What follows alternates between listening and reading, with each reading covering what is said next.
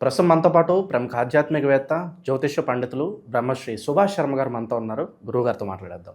నమస్కారం గురుగారు. శ్రీమాత్రేనమండి. గురుగారు, బంగారం అండ్ వెండి ఈ రెండు విషయాల్లో కామన్ మ్యాన్ చాలా కన్ఫ్యూజన్తో ఉన్నాడు. ఎప్పుడు పెరుగుతుంది, ఎప్పుడు తగ్గుతుంది, ఎవరు ప్రెడిక్ట్ చేయలేకపోతున్నారు. మన ఫిబ్రవరిలో ఉన్నాం, త్వరలో శుభకార్యాలు, పిల్లల సీజన్ అంతా స్టార్ట్ అయిపోతుంది. మరి ఈ టైంలో కొనాలా వద్దా, కాస్త వెయిట్ చేస్తే బెటరా, లేదంటే ఉగాది తర్వాత కొనుక్కుంటే మనకు కాస్త కలిసి వస్తుందా అనే ప్రశ్నలు కామన్ మ్యాన్ దగ్గర ఉన్నాయి. మరి ఆస్ట్రాలజీ ప్రకారం చెప్పండి, మీ ప్రెడిక్షన్ చెప్పండి. Is it good time to buy gold, లేదంటే వెయిట్ చేయడం బెటర్ అంటారు? తప్పకుండా తెలియజేస్తాను. ముందుగా వీక్షిస్తున్న ప్రేక్షకులందరికీ శ్రీమాత్రే నమః, శ్రీ గురుభ్యో నమః. నమస్తే అస్తు మహామాయే శ్రీపీఠే సురపూజితే శంఖచక్రగదాహస్తై మహాలక్ష్మీ నమోస్తుతే. నిజానికి బంగారం ధర అనేటటువంటిది ఒక్కసారిగా హైప్ అయిపోయి ఒక్కసారిగా 1,92,00,000 వరకు చేరుకున్నటువంటి బంగారం మళ్ళీ ఒక్కసారిగా 1,60,000 నాటికి చేరుకుంది. అంటే మామూలుగా పెరిగి మళ్ళీ ఒక్కసారిగా పడిపోయింది. ఇది కేవలం ఒక 15-20 రోజులలో జరిగినటువంటి సంఘటనలు.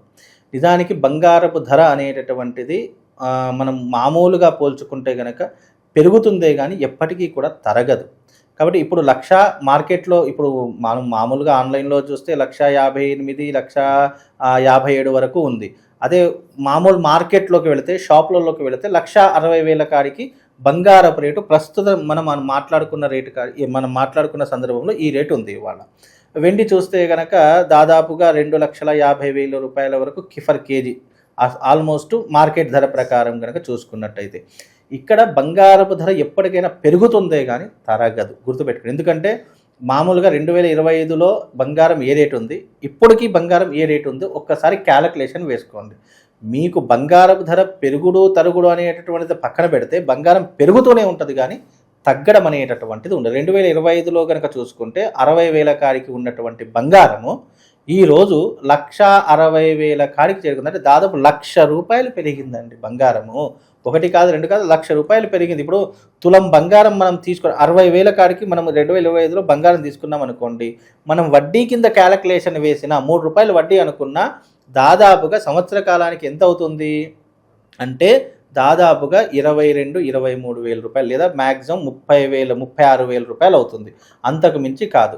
36,000 రూపాయలు ఎక్కడ, దాదాపుగా మనం 60,000 పెట్టి బంగారం కూడా ₹1,00,000 ఎక్కడ, అంటే దాదాపుగా 3 రెట్ల ఫలితం పెరిగింది. ఇప్పుడు కూడా చెప్తున్నాను, బంగారం అనేటటువంటిది పెరుగుతూనే ఉంటుంది తప్ప తరగదు. తగ్గితే 1,000-2,000 తగ్గుతుంది, అంతకు మించి తగ్గదు. అంటే బంగారం మీద ఇన్వెస్ట్మెంట్ పెట్టిన ఎవ్వరూ కూడా నష్టపోయేటటువంటి అవకాశం ఉండదు. ఎవరు నష్టపోతారో తెలుసా? ఎవరైతే కిలోలు, 2 కిలోలు, 3 కిలోలు, 10 కిలోలు ఈ రకంగా హోల్సేల్లో తీసుకున్న గొప్ప వాళ్ళు ఉంటారు సార్. అలాంటి వారికి పెద్ద నష్టమేమి రాదు, లాభమేమి రాదు, లేదా లాభమే వస్తుంది తప్ప నష్టమేమి రాదు. ఎందుకంటే వాళ్ళు నష్టం ఉందంటే అలాగే పెట్టుకుంటారు. కానీ సామాన్యుడు మాత్రం కష్టపడతాడు. తులము 2 తులాలు తీసుకున్న వాళ్ళు కావచ్చు, 5 తులాలు కావచ్చు. ఇప్పుడు మీరు అన్నారు పెళ్ళిళ్ళ సీజన్ వస్తుంది. పెళ్ళిళ్ళ సీజన్కి బంగారం నువ్వు 2,00,000 పెరిగినా బంగారం తీసుకోవాల్సిందే. పెళ్ళికి బంగారం లేకుంటే నడవదు. ఎందుకంటే బంగారం పెట్టకపోతే పెళ్ళే కాదు, రెండూ ఉన్నాయి. కాబట్టి పెళ్ళికి బంగారము నువ్వు 2,00,000 పెరిగినా, తులం బంగారం 10 లక్షలైనా కంపల్సరీ పెళ్ళికి బంగారం అవసరమే. పెళ్ళిళ్ళు ఇప్పుడు బంగారం పెరుగుతుంది కానీ పెళ్ళిళ్ళు ఎవరు ఆపుకోరు కదండి. కాబట్టి దానికి దీనికి పెద్ద సంబంధం లేదు. కానీ ఎవరైతే బంగారంలో ఇన్వెస్ట్మెంట్ పెడతారో తప్పకుండా వాళ్ళకు లాభమే వస్తుంది. నేను ఇప్పుడు కూడా చెప్తున్నాను, గత ఏడాది 2025 ఉగాది పంచాంగ శ్రవణంలో కూడా చెప్పాను, బంగారం మీద, ల్యాండ్ మీద ఇన్వెస్ట్మెంట్ పెట్టండి. మీ డబ్బులు అయితే అక్కడే ఉంటాయి లేదా పెరుగుతాయి, కానీ తరిగేటటువంటిది అయితే ఉండదు. అయితే భూమి ఎవడూ ఎత్తుకపోలేడు. బంగారం మీద పెట్టుబడి పెట్టినటువంటి వాడు లాస్ అయ్యేటటువంటి చరిత్ర ఇప్పటికీ లేదు. అంతెందుకండి, దాదాపుగా బంగారం మీద పెట్టినటువంటి వాడు ప్రతి ఒక్కడు బాగుపడ్డవాడే ఉంటాడు. అంటే ఎవడు బాగుపడతాడు? డబ్బులు ఉండి అనవసరంగా వాళ్లకు వీళ్లకు ఇస్తే నష్టం అవుతుంది. అదే బంగారం కొని మనం ఇంట్లో పెట్టుకుందాం లేదా లాకర్లో పెట్టుకుందాం అనుకున్నవాడు నష్టపోయినట్టు చరిత్రలో లేదు. బంగారము ఇప్పటికి చెప్తున్నా, ఇప్పుడు 1,60,000 ఉందా, మళ్ళీ 2026 లేదా 2027 జనవరి వరకు చూడండి 2,00,000 లేదా 2,50,000 వరకు చేరుకుంటుందండి. అంటే దాదాపుగా ఇంకా 1,00,000 పెరుగుతూనే ఉంటుంది కానీ తగ్గేటటువంటి అవకాశం అయితే లేదు. ఉగాది తర్వాత ఎలా ఉండబోతుంది గురుగారు? ప్రత్యేకంగా ఎంతవరకు రీచ్ అవ్వచ్చు అంటారు? వెండి కూడా బంగారం అలాగే ఉగాది తర్వాత ఉగాది తర్వాత అంటే ఎప్పుడు నేను బంగారం రేటు పెరుగుతుంది అని చెప్తాను వినండి. ఎప్పుడైతే గురువు కర్కాటక రాశిలో అడుగు పెడతాడో అంటే జూన్ 2వ తారీఖు తర్వాత బంగారపు ధరలు పెరగడం ప్రారంభమవుతుంది. ఈ 3 నెలలు పెరుగుతాయి తగ్గుతాయి అంటే స్టాక్ మార్కెట్ అనేది పెరుగుతూ ఒక దాని మీద స్టెబిలిటీ ఉండదు. ఎప్పుడైతే గురువు కర్కాటకంలోకి అడుగు పెడతాడో అమాంతం బంగారం రేటు పెరిగిపోతుంది. దీనికి ఎందుకు ఇంత ఖచ్చితంగా చెప్తున్నానంటే మొన్న రీసెంట్లీ జరిగినటువంటి బంగారపు ధరలో చూసుకుంటే డిసెంబర్ నెలలో గురువు మిథునం నుంచి కర్కాటకంలోకి అడుగు పెట్టాడు. ఎప్పుడైతే డిసెంబర్లో అడుగు పెట్టాడో దాదాపుగా జనవరి నెలలోనే తీసుకోండి. ఎప్పుడైతే జనవరి 1వ తారీఖు ప్రారంభమైందో దాదాపు సంక్రాంతి వరకు అమాంతం పెరుగుతూ వచ్చింది. ఎప్పుడైతే అది పెరుగుతూ వచ్చిందో గురువు ఎప్పుడైతే మళ్ళీ మిథునంలోకి అడుగు పెట్టాడో మళ్ళీ ఆల్మోస్ట్ దాదాపుగా పడిపోయింది. అంటే ఇక్కడ ఏంటి, ఎప్పుడైతే మళ్ళీ గురువు కర్కాటక రాశిలో అడుగు పెడతాడో 100% బంగారపు ధరలు హైప్లో చేరుకుంటాయి. విద్యా సంస్థలు కూడా చాలా తీవ్ర స్థాయికి అంటే ఎక్కువ అవుతూ ఉంటాయి విద్యా సంస్థలు. ఈ సంవత్సరం విద్యా సంస్థలు ఎక్కువగా ఉంటాయి. లాభాలు కూడా విద్యా సంస్థలోనే ఎక్కువగా వస్తాయి. ఈ సంవత్సరం అంతా విద్యలో ఎక్కువగా వస్తాయి, పాల ఉత్పత్తిలో ఎక్కువగా వస్తూ ఉంటాయి, అలాగే ఈ యొక్క మెడికల్ రంగంలో ఎక్కువగా లాభాలు వస్తూ ఉంటాయి ఈ సంవత్సరం చూసుకుంటే. అంటే ఇన్ని రంగాల్లో లాభం ఉంటుంది కాబట్టి గోల్డ్ ఎవరైతే తీసుకుంటారో వారికి నష్టం అనేటటువంటిది ఉండదు, రాసి పెట్టుకోండి. గురుగారు, కొంతమంది బంగారం అధికంగా కొనుగోలు చేస్తూ ఉంటారు. 10,000కి 10 ఉంగరాలు ఉంటాయి.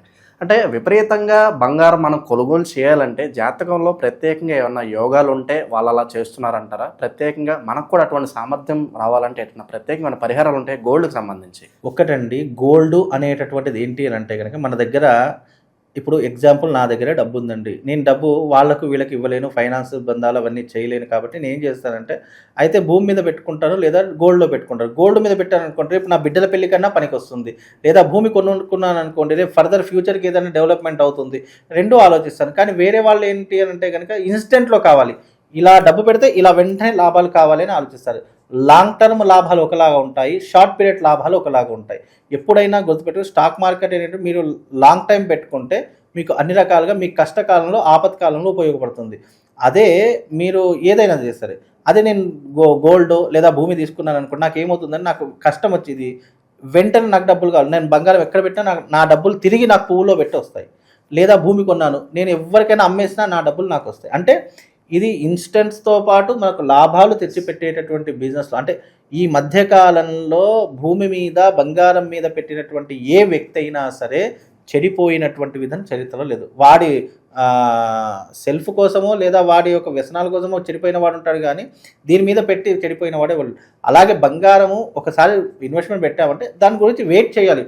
ఒక తగ్గింది ఇప్పుడు సోషల్ మీడియా ఎట్లా వస్తుందో భారీగా పడిపోయిన బంగారపు ధరలు, అమాంతం మురిగిపోయిన భారీగా ఏమీ పడవు, మహా అయితే 1000-2000 పడతాయి తప్ప అంతకు మించి పడదు. దాన్ని చూసి ప్రజలందరూ అప్రమత్తం. ఎప్పుడైతే సోషల్ మీడియాలో వచ్చేటటువంటి ఆ రిజల్ట్ ఏదైతే ఉంటుందో అది ప్రపంచవ్యాప్తంగా దేశవ్యాప్తంగా క్యాలిక్యులేషన్ ఉంటుంది.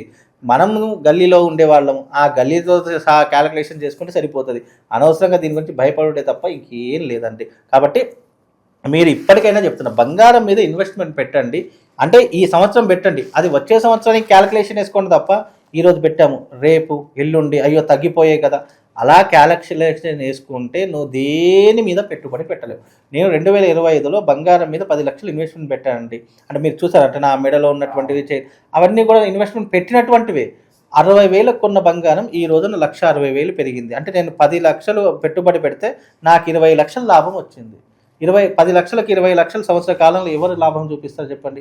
ఎవరికి ఇచ్చినా మనకి ఏమీ రాదు, ఎవరికి ఇచ్చినా మనకి ఏది కాదు. కాబట్టి అలా ఏదైనా నువ్వు 1 రోజు 2 రోజుల గురించి ఆలోచించకు, పడిపోయింది కదా అని బాధపడకు. నువ్వు ఇప్పుడు పెట్టిన బంగారము వచ్చే సంవత్సరానికి క్యాలిక్యులేషన్ వేసుకో. నేను చెప్పింది తప్పైతే నేను నిజంగా చెప్తున్నాను కదా, అక్షర సత్యము కాదు. కానీ ఒకవేళ నేను 2025లో అంత 2024లో చెప్పా, 25లో చెప్పా, 26లో కూడా చెప్తున్నా. భూమి మీద పెట్టండి, బంగారం మీద పెట్టండి, అది ఎప్పటికైనా మీకు డబ్బుగానే ఉంటుంది. డబ్బులు మనం దాచుకోలేము, ఇంట్లో పెట్టుకోలేము. డబ్బులు చేతిలో ఉంటే అనవసరం ఖర్చు అయిపోతాయి. బంగారం కొనుక్కో, 1,00,000 ఉందా 1,00,000 బంగారం కొనుక్కో, 50,000 ఉందా 50,000 బంగారం కొనుక్కో. నువ్వు ఒకేసారి కొనాలని రూల్ లేదు. తులం కొంటావా, మాసం కొంటావా, 10 మాసాలు కొంటావా, 10 తులాలు కొంటావా, కొని అదంతా ఒక దగ్గర దాచుకో. అదే సంవత్సరం అంత కాలం వచ్చేసరికి ఒక ముద్ద అవుతుంది, ఒక ఇంత ముద్ద అవుతుంది. కాబట్టి అది అప్పుడు నువ్వు క్యాలిక్యులేషన్ వేసుకుంటే ఈ సంవత్సర కాలంలో ఎంత పెట్టుబడి పెట్టానని అప్పుడు ఆలోచిస్తాను. మధ్యతరగతి వాళ్ళది ఎలా ఉంటుందంటే ఆలోచన అంటే ఒకేసారి కొనుక్కొని ఒకేసారి దాచుకోవాలి, లేదా అప్పు చేసైనా కొనుక్కోవాలి అనే ఆలోచన ఉంటుంది. అప్పు చేసి బంగారం కొన్నావా వడ్డీలకే పోతుంది నీ సంపాదించంత. అప్పు చేసి కాదు, నువ్వు 10,000 ఉంటే మాసం కొను, ₹1,00,000 సంపాదించావా 10 మాసాలు కొను, ఇలా కొని దాచుకో తప్ప అనవసరంగా నువ్వు పెద్దంతరానికి పోకు. ఎంత ఉంటే అంత కొనుక్కొని దాచుకో, ఆ దాచుకున్నదంతా సంవత్సర కాలంలో నీకు డబుల్ త్రిబుల్ అయి కూర్చుంటుంది. గురుగారు, అలాగే మనకు జాతకంలో ఏ గ్రహం అనేది బలంగా ఉంటే మనకు బంగారం ఎక్కువగా కొనుక్కునే సామర్థ్యం ఉంటుంది. ఇన్ కేస్ ఆ గ్రహం వీక్గా ఉంటే ఏం చేసుకోవాలి? అలాగే ఈ పరాభవనామ సంవత్సరంలో తాకట్టు పెట్టిన బంగారం తిరిగి తెచ్చుకోవడానికి మంచి రెమెడీ అని ఉంటే తెలియజేయండి గురుగారు. మనకు బంగారం కొనాలన్నా, లావాదేవీలు జరగాలన్నా, ఫైనాన్షియల్ పొజిషన్ బాగుండాలన్నా మెయిన్ కారకుడు ఎవరు అని అంటే కనుక గురుగ్రహం. గురువే ఫైనాన్షియల్ అన్నిటికీ కారకుడు అవుతాడు. లావాదేవీలు జరగాలన్నా, ట్రాన్సాక్షన్స్ జరగాలన్నా, మనం ఇచ్చినా తీసుకున్నా ఏవి జరగాలన్నా గురువు. కాబట్టి గురువు యొక్క స్థానం బాగుంటే నువ్వు ఏది చేసినా పట్టిందల్లా బంగారం అవుతుంది. రెండవది ఏంటంటే గురువు నీచంలో ఉన్న జాతకంలో, లేదా గురువు మన జాతకంలో బాగా లేకపోయినా, మన రాశిలో బాగా లేకపోయినా, మనం ఎన్ని కొన్నా అవి జీరో కాడికే వచ్చేస్తాయి. చాలామంది ఏంటంటే పెరుగుతుంది అన్నారు కదా నేను కొని పెట్టుకుంటాను అంటారు. కొని పెట్టుకుంటాడు, వెంటనే అమ్మేస్తాడు. కొని పెట్టుకుంటాడు, మళ్ళీ ఏదో తలభారం వస్తుంది, అమ్మేస్తారు. ఇలా చేసినప్పుడు దాన్ని మనం తప్పనలేము, వాడి కర్మ అది, అంతే, మనం ఏం చేయలేము. కాబట్టి జాతకంలో గురువు బాగుంటే బంగారం కొనుగోలు చేస్తాము, అది మనం ఫైనాన్షియల్గా చాలా బాగుంటుంది. మరి తాకట్టు పెట్టిన బంగారం తిరిగి తెచ్చుకోవడానికి మంచి పరిహారం ఏదైనా ఉంటే తెలిసి. తాకట్టు పెట్టిన బంగారం తెచ్చుకోవాలి అని అంటే కనుక ఎప్పుడైతే మనము గురువారం రోజున మీరు తప్పకుండా ఆవులు ఉంటాయి కదండి, ఆవులకు గోధుమ రొట్టె కానీ జొన్న రొట్టెలు కానీ పెట్టండి. అలా పెడితే గనక మనము ఏదైతే తాకట్టు పెట్టిన బంగారం తొందరగా రావడానికి అవకాశం ఉంది. ఎందుకంటే గోవు అంటే లక్ష్మీప్రదమైనటువంటిది అని అర్థం. అలాంటి లక్ష్మీదేవికి మనం ఆహారం ఇచ్చామంటే ఆ లక్ష్మీదేవి కరుణిస్తుంది, ఒకటోది.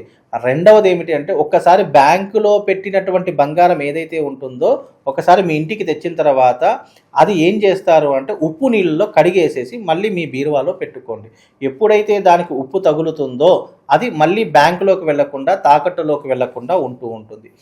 మూడో విషయం ఏమిటంటే బ్యాంకులో పెట్టినటువంటి బంగారం ఏదైతే ఉంటుందో ఇప్పుడు ఆల్మోస్ట్ బంగారం ధర పెరిగింది కాబట్టి ఆల్మోస్ట్ దాన్ని విడిపించుకునే ప్రయత్నం చేసి ఇంట్లో పెట్టుకోండి. బంగారం ఇప్పుడు ముతూట్లో కానీ దేంట్లో పెట్టారంటే కొంతమంది వ్యాపారం కోసము, లావాదేవీల కోసం, ట్రాన్సాక్షన్ కోసం పెడుతూ ఉంటారు. రెండవది అంటే ఐటీ ప్రాబ్లమ్స్ కోసం కొంతమంది పెడుతూ ఉంటారు. కొంతమంది కష్టపడి పెట్టిన వాళ్ళు ఎవరైతే ఉంటారు, ఇది ఎవరైతే డబ్బులు చాలా ఇబ్బందులు పాలవుతున్నారో వాళ్ళ కోసం మాత్రమే, అందరి కోసం కాదు.